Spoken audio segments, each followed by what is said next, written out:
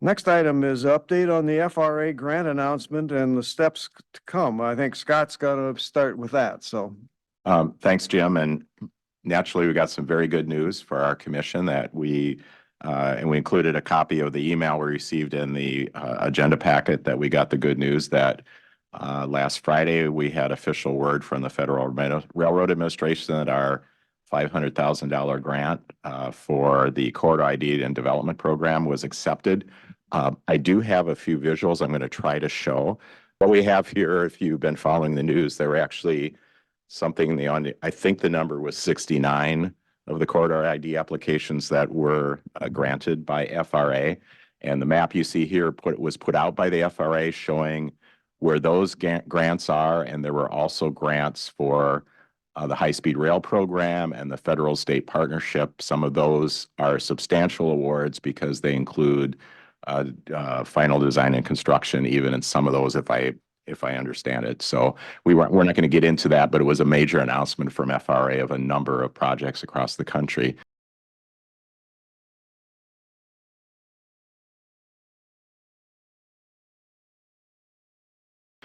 This is a map of Wisconsin showing the routes that were granted. This is actually the map from the state rail plan. So the brown lines you see there are bus connections or proposed bus connections. But the ones that FRA grants were granted on were the ones that we're interested in, of course, is sort of the very dark or black line from Eau Claire to the Twin Cities. That's our grant. And then there were 4 grants for Wisconsin DOT. The one we're particularly interested in is the kind of bright green one, which is a extension of Chicago to Milwaukee Hiawatha services to Madison and/or Eau Claire. There was also Chicago to Milwaukee continued development of Hiawatha corridor, continued new frequencies on the current route through La Crosse, and then also extended service from Milwaukee up through the Fox Valley to Green Bay.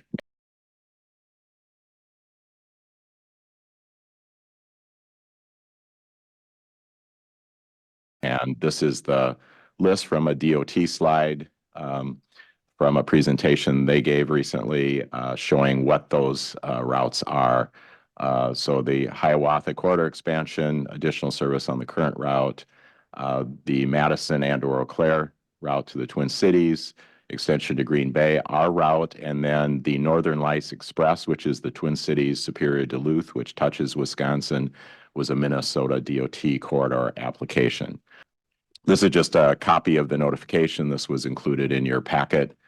The next step is that FRA is going to schedule a kickoff meeting with the commission to talk about what their expectations are and the next steps. And they provided us with a list of materials we should review before we go ahead. And we have had contact with them. The commission had designated me as the primary contact, and we had a committee of people who put the application together, and we have the officers of the commission. And so we'll be working to get that kickoff meeting set up. It sounds like it'll be in the first half, likely, of January, and we'll go from there and keep the commission informed as to what's going on.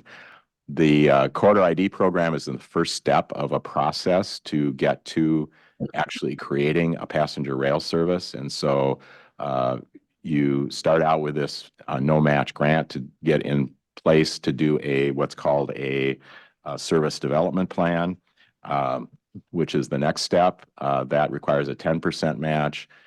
Design and preliminary engineering and environmental requires a 20% match. And then when you get to the point of final design and construction, that requires a 20% match as well. And then there is potentially another federal program called the Restoration and Enhancement Grant that has a declining number where there's federal operating support to help a service get off the ground.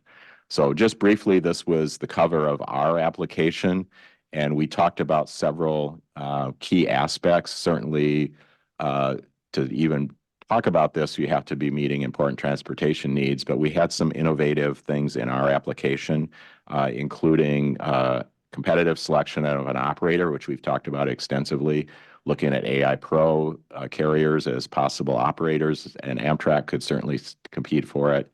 A different model with Union Pacific, the host railroad, into how we would negotiate with them.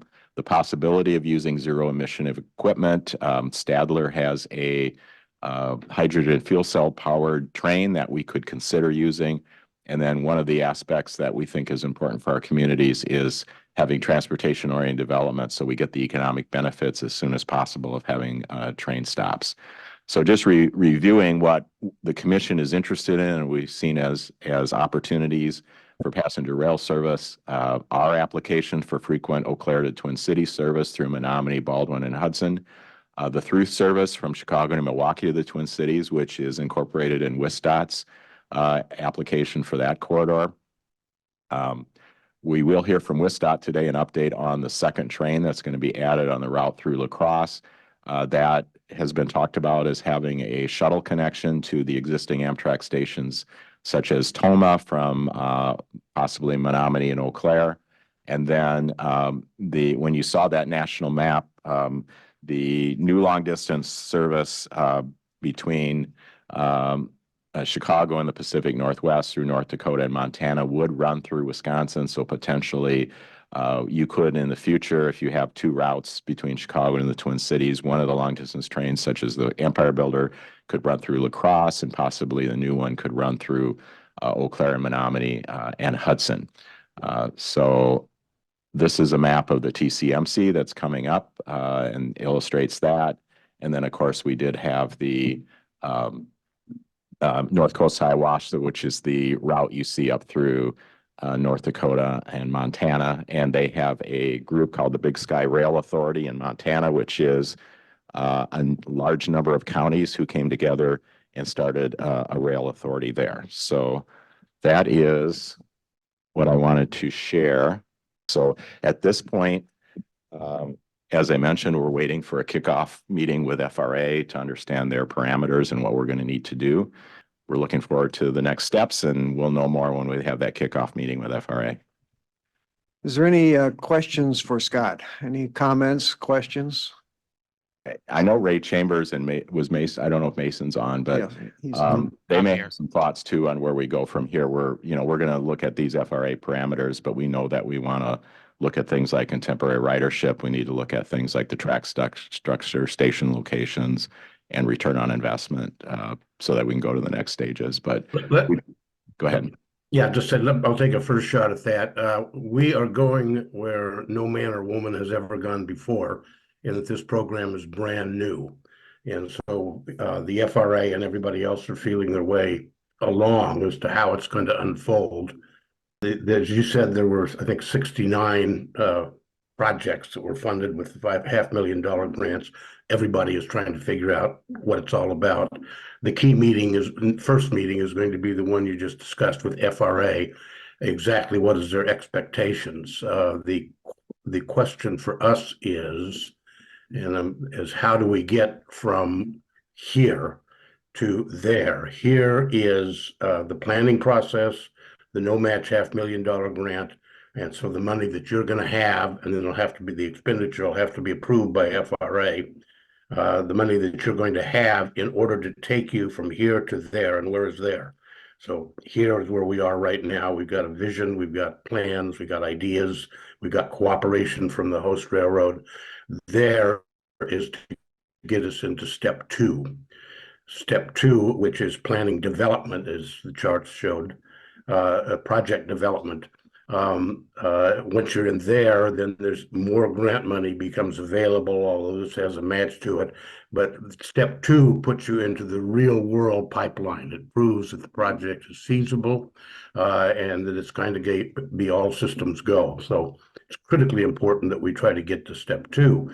What are the steps that we have to go through, that we have to decide, that we have to look at? I mean, they're obvious. We've got to hammer them down a little bit more for sure, but they'll be guided by the FRA project that's coming up, because they're going to be looking at all of these and trying to do it. And I think from our perspective that once we know exactly what do we have to address, I mean, we know we have to address access for the Union Pacific and get that resolved. We know, and Mason and I are working on this one big time because it's very important, is the insurance and the liability side of it.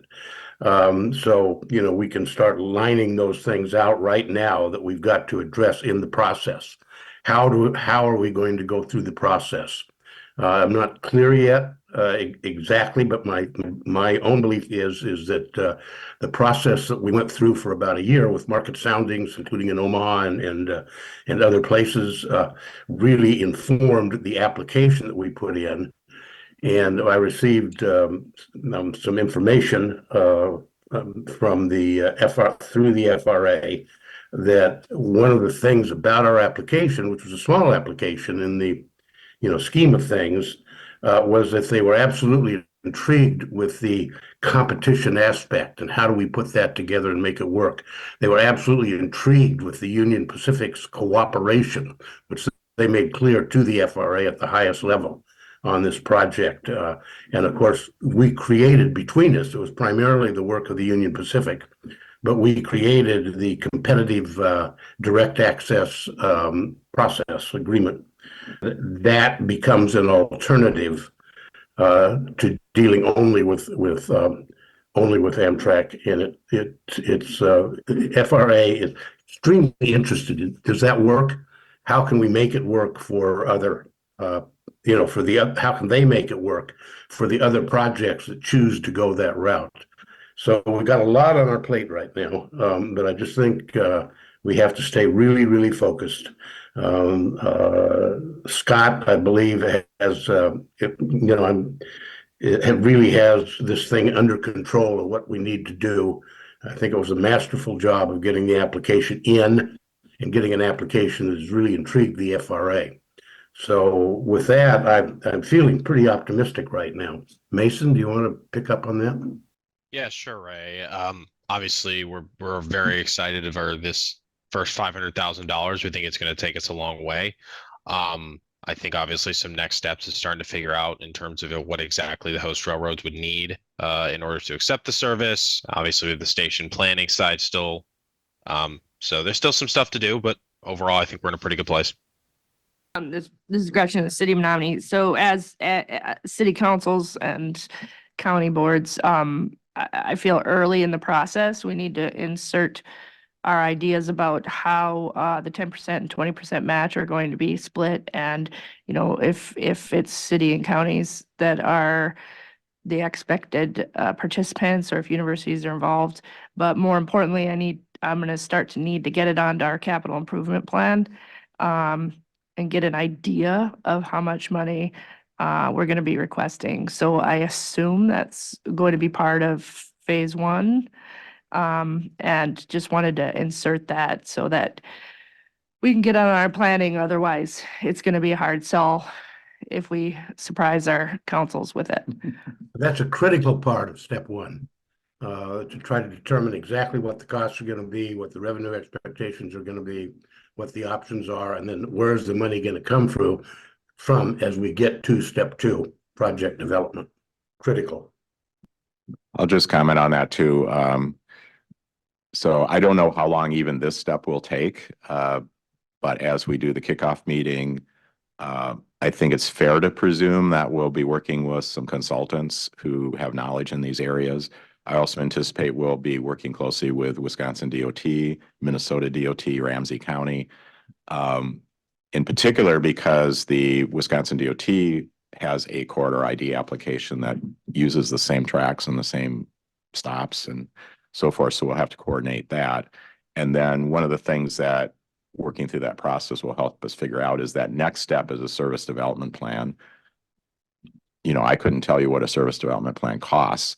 I know that it's not the same scope as track improvements or building stations or acquiring equipment. It's going to be much less than that.